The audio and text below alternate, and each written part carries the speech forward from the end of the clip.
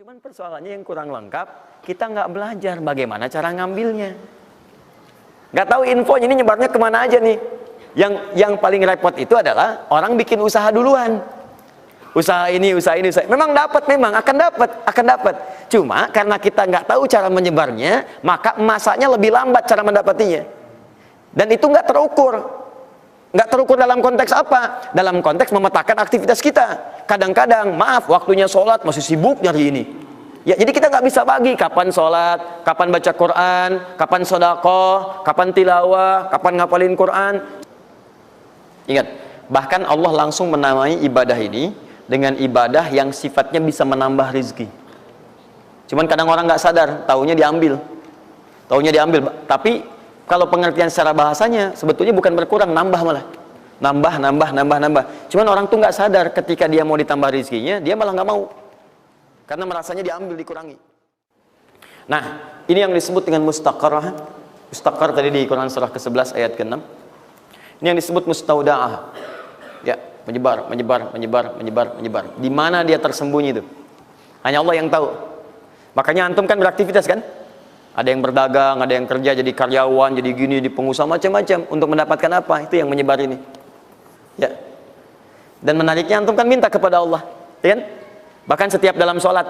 Coba lihat, Isa aja tadi minta 4 kali. Masih ingat nggak? Ya, coba duduk di antara dua sujud itu. Ya, antum baca apa? Rabbighfirli wajburni apa artinya warzuqni? Minta rizki. Tuh. Antum minta rizki. Antum ke pusat minta tuh kepada Allah. Ya Allah, saya minta rizki. Warzuq itu minta rizki. Ada yang belum tahu. Ya 4 kali Isa, warzuqni. Setelah Isa masih minta juga. Ya Allah, berikan saya rizki. Yang tadi apa dalam sholat? Warzuqni. Warzuq itu minta rizki. Antum minta ke pusat tuh, minta. Ya Allah, minta. Soalnya Allah disebarkan. Ambil. Cuman persoalannya yang kurang lengkap, kita nggak belajar bagaimana cara ngambilnya. Nggak tahu infonya ini nyebarnya kemana aja nih. Yang paling repot itu adalah orang bikin usaha duluan. Usaha ini. Memang akan dapat. Cuma karena kita nggak tahu cara menyebarnya, maka masanya lebih lambat cara mendapatinya. Dan itu nggak terukur. Nggak terukur dalam konteks apa? Dalam konteks memetakan aktivitas kita. Kadang-kadang, maaf, waktunya sholat masih sibuk nyari ini. Ya, jadi kita nggak bisa bagi kapan sholat, kapan baca Quran, kapan sedekah, kapan tilawah, kapan ngapalin Quran. Coba lihat Abu Bakar As-Siddiq radhiyallahu ta'ala anhu. Itu kan pedagang sukses, pebisnis sukses, hartanya banyak, tapi masih sempat sholat tahajud sampai khatam Quran. Masih sempat sehari punya program sedekah, sehari nengokin orang sakit, sehari bisa menyolatkan orang yang meninggal, sehari bisa nganterin orang ke alam kubur. Itu ketika Nabi tanya, siapa malam ini hari ini yang sempurna jamaahnya, ngacung semua. Siapa hari ini sudah sedekah, sebagian turun tangan, Abu Bakar masih angkat. Siapa hari ini yang sudah membaca Al-Quran, beliau angkat. Siapa hari ini yang nengok orang sakit, beliau angkat. Siapa yang hari ini sudah mengantar orang ke jenazah ke kuburan, beliau angkat. Semua yang dikatakan Nabi, beliau angkat tangan.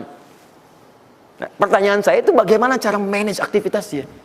Karena beliau tahu kunci rezeki itu ada di sini. Kalau nyebarnya ke sini.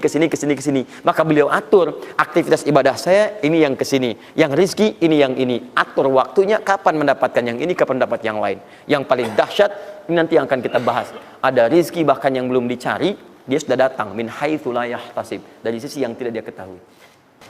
Ya, nanti kita lihat dan kita buktikan dengan ayat-ayatnya. Satu, jenis pertama, rezeki yang mutlak dicari dengan ikhtiar.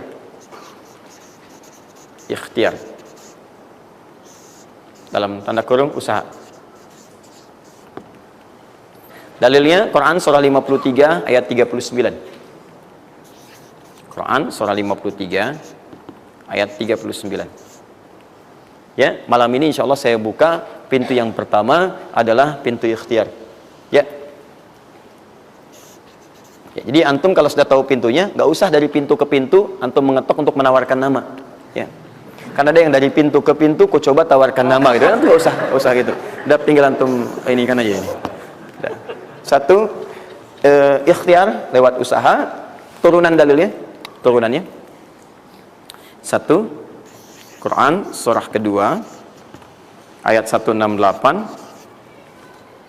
Kalau ingin dipercepat, Quran surah kedua ayat 172. Kalau pengen lebih cepat lagi, Quran surah ke-7, oke dah, ayat 96. Dah? Sampai sini.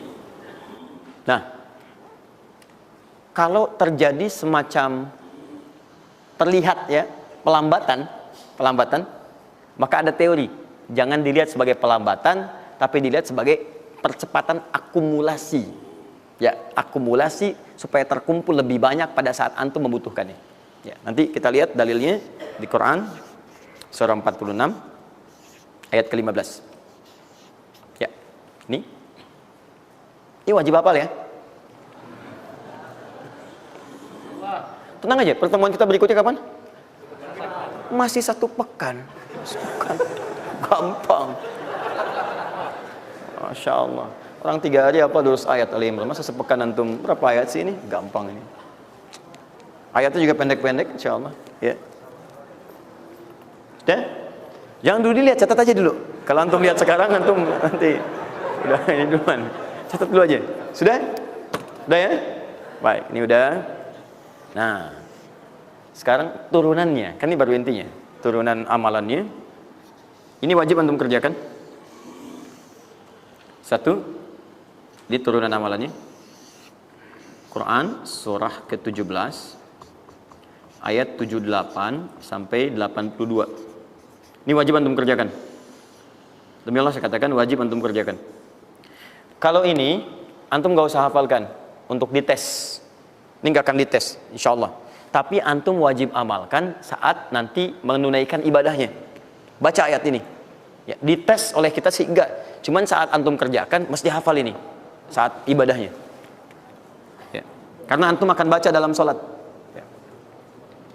Sama aja dong katanya. Teruskan. Terus. Quran surah ke-73 ayat 1 sampai 20. Tidak akan muncul di ujian. Insyaallah. Dah? Teruskan. Quran surah ke-15 ayat 9.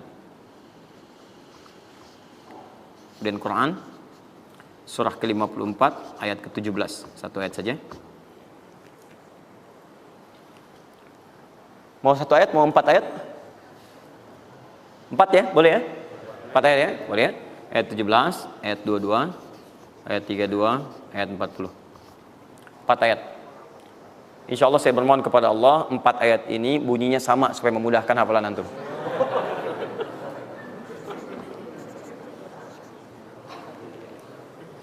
Lima. Sudah? Tahan.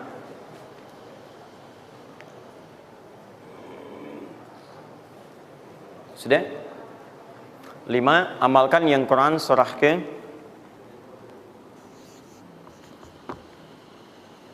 51 ayat 18. Ini untuk mempercepat pengabulan doa.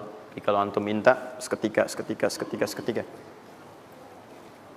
Sudah?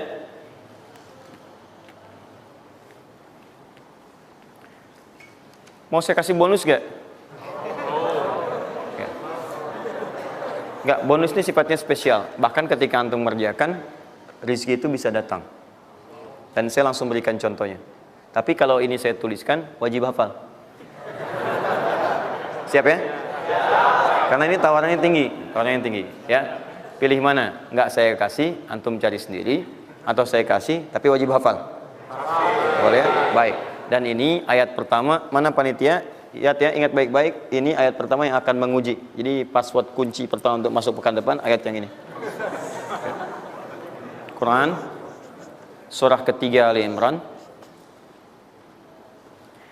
ayat 35 sampai 39.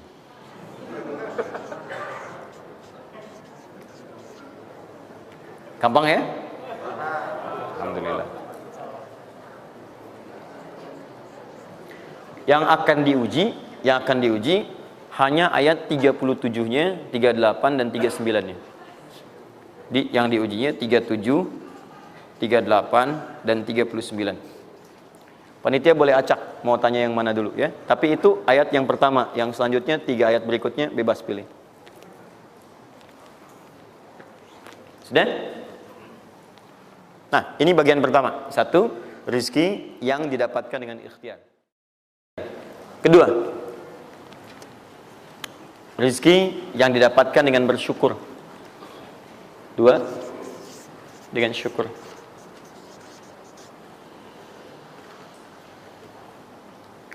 Dalilnya Quran surah ke-14 ayat 7. Quran surah 14 ayat 7.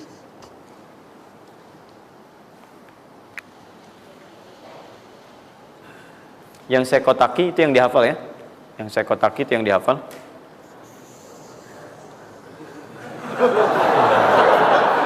Iya. Enggak, ini inti ayatnya. Saya serius, ini inti. Ini harus ada. Ini, karena ini saya sering katakan ketika Anda menghafalkan, itu spirit ayatnya ada dalam jiwa kita. Kalau bisa udah otomatis gitu. Udah otomatis. Jadi begitu antum mengerjakan itu, antum ingat. Dan ketika antum berniaga pun, antum ingat. Jadi kalau antum sedang misalnya usaha apa, ada sholat tuh, antum refleks sholat. Karena tahu dengan sholat itu rezeki bertambah, bukan berkurang. Jelas ya? Nah, teruskan. Ini Quran surah 14 ayat 7. Saya naikkan ke atas ya. Turunan turunannya. Quran surah ke-9 ayat 103. Saya urutkan berdasarkan amalan. Dan Quran surah 9 ayat ke-60.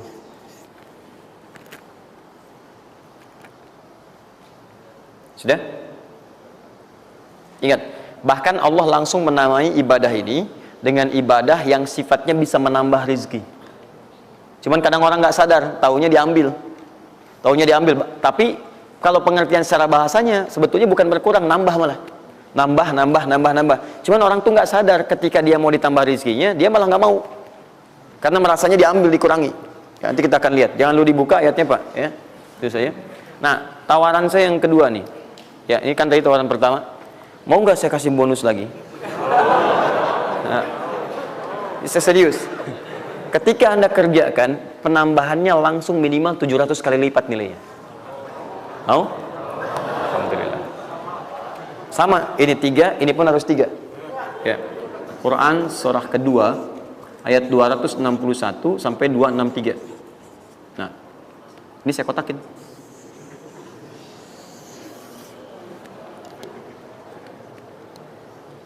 Sebentar.